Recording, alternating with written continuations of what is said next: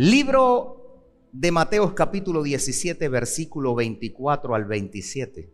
Cuando llegaron a Capernaum, vinieron a Pedro los que cobraban las 2 dracmas y le dijeron: ¿vuestro maestro no paga las 2 dracmas? Él dijo: sí. Y al entrar en la casa, Jesús le habló primero diciendo: ¿qué te parece, Simón?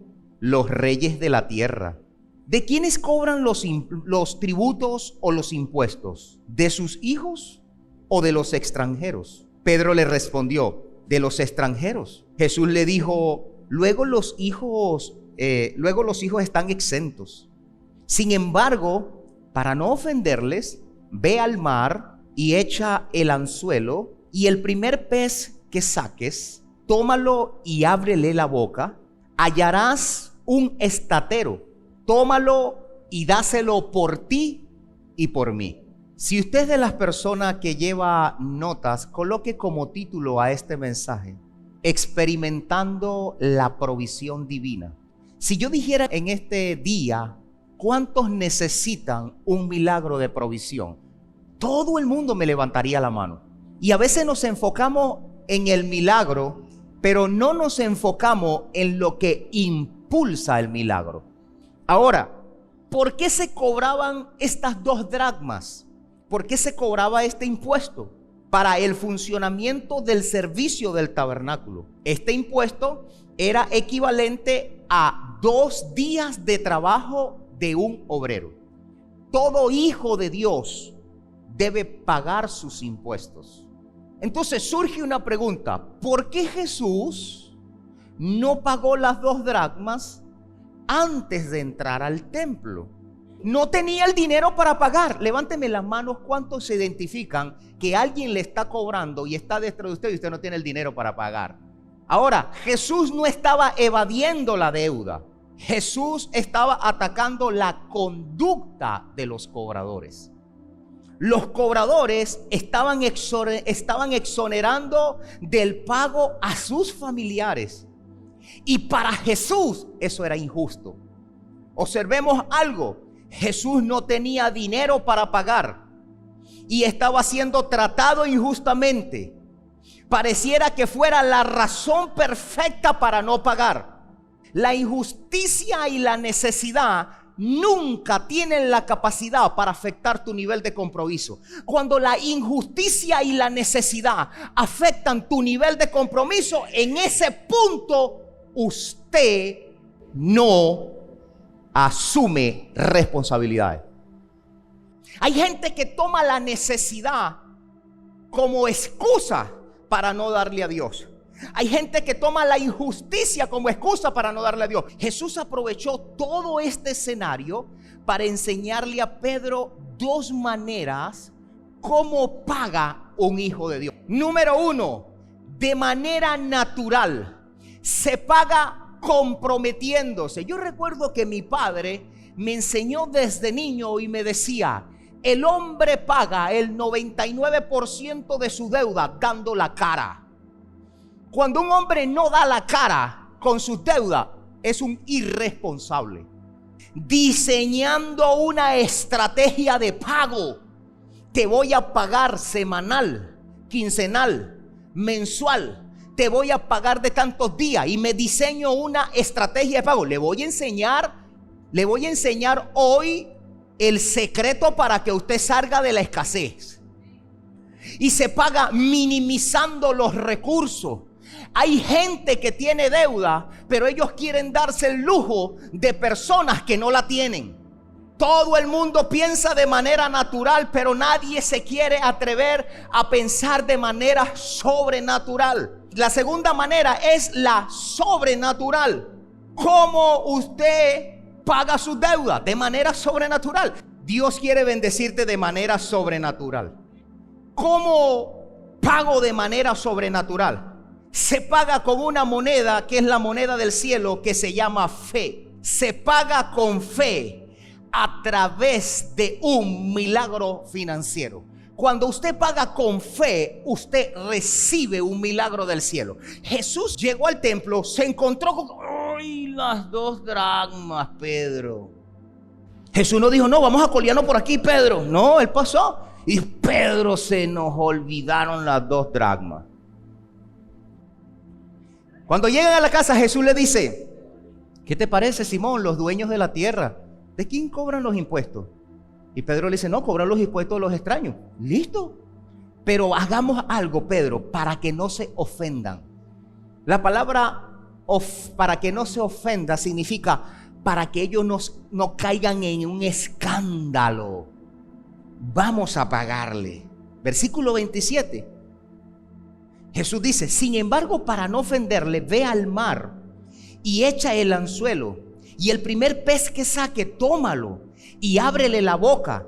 Hallarás un estatero. Tómalo y dáselo por ti y por mí. Recordemos algo acerca de Pedro.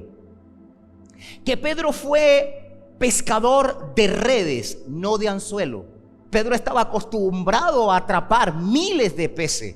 Pedro no estaba acostumbrado a atrapar un pez, luego atrapar el otro. Para Pedro eso era muy tedioso. Para Pedro era mejor ir y echar la red, porque mire lo que significaba. Significaba que tenía muchas más opciones. Para Pedro, echar el anzuelo representaba minimizar las opciones. Y yo quiero que usted me vaya siguiendo. Después de que Jesús le da la orden a Pedro, le dice a Pedro: Pedro, ve y echa el anzuelo. Imagine por un momento cuando usted está acostumbrado a ganar y tener que recortar. Cuando usted está acostumbrado a ver muchas cosas y de repente tiene que minimizar y no ver nada. Entonces, la red representa muchos ingresos. El anzuelo representa pocos ingresos. Para Pedro era mejor ir y echar la red, porque esto significaba que tenía muchísimas más opciones, y con el anzuelo significaba que sus opciones eran minimizadas. Pedro tuvo 2 momentos súper intensos en su vida. 2 momentos muy intensos después que entraron al templo. Número 1, la lucha mental que tenía Pedro cuando iba del templo al mar a pescar. Ese pez que Jesús le mandó a pescar no era nada normal. Imagina la lucha mental que tenía Pedro. Dios mío, ¿será que ese bendito pez va a estar allí? ¿Qué carnada me puedo llevar para pescar ese pez? ¿Qué carnada puedo usar? Imagina la lucha mental con la que Pedro iba de camino de la casa al mar. Se preguntaba: ¿será que pescaré ese pez? La segunda lucha mental que tiene Pedro, después que llega allá y pesca el pez, dice: ya lo tengo. La segunda lucha mental era cuando estaba recogiendo ese nylon. Imagina la lucha mental recogiendo ese nylon. Yo no sé si usted se está identificando conmigo en esto. Imagina la lucha mental que tú tienes cuando yo he soltado una palabra profética para ti y te digo: falta poco, ya está listo. Y tú has dicho: amén, yo lo creo. Y cuando estás en el momento, la lucha mental no es nada normal. ¿Cuántos se están identificando con lo que le estoy enseñando? No es nada normal. Una cosa es lo que yo te digo, otra cosa eres cuando tú estás al frente de la batalla.